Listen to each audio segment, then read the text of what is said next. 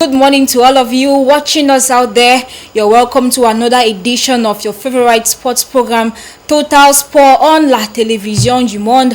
You know how it goes out here. We have interesting slots out for you. We have our Q and Bref, where we shall talk about a lot of things, including athletics. As you know, we are drawing closer to another edition of the Mount Cameroon Race of Hope.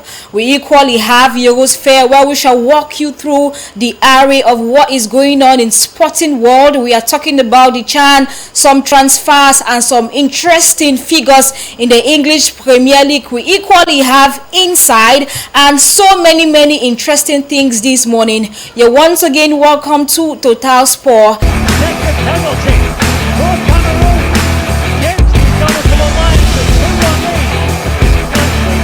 Of the competition, but then the competition still continues as we have teams which are hoping to grab this trophy. And in the competition, we have had some shocks and some amazing surprises, like Madagascar going through to the quarterfinals, Niger beating Cameroon, and Ghana scored their very first goal since 2014. Those are some of the shocks in the African Nations Championship. Now the quarterfinals begins from the 27th of January, and the very first matchup, just like we've had with Pelenis, Algeria against Ivory Coast, and there we have Senegal against Mauritania.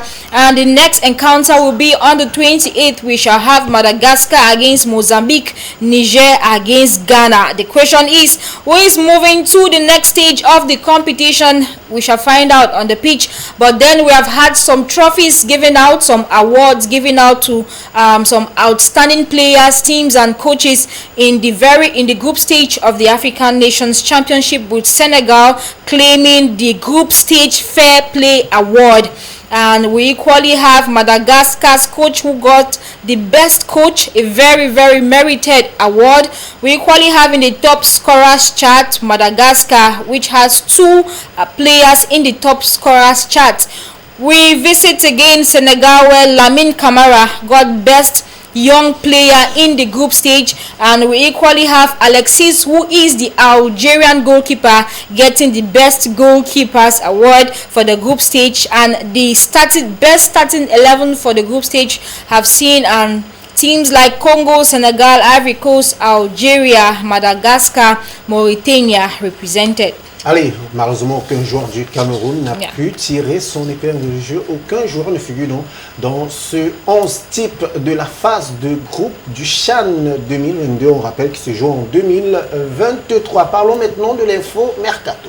Yes, Mercato, just like you said, Pelen, you got it all right. We'll begin with our Cameroonian own, who leaves Olympique Lyonnais. That is Toko Ekambi, the bleeder slayer, like we call him, who moves to Stade Rennais.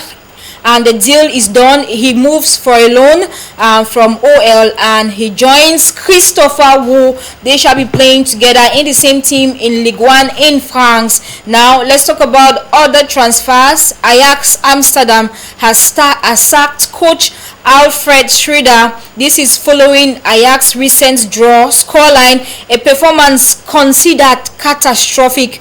OL failed to hijack How Gomez deal, but Wolves got the upper hand. He signed a 17 million euro offer to Flamengo. The Brazilian signs to June 2028. And now let's talk about Bournemouth, who has completed the signing of Antoine Semenyo from Bristol City. The Ghanaian's contract is valid until June 2027. Transfer hijack again. We have Torino, who are now confident to hijack the deal from Ivan Ilic, who leaves Olympique Marseille, and the full agreement on both clubs and player.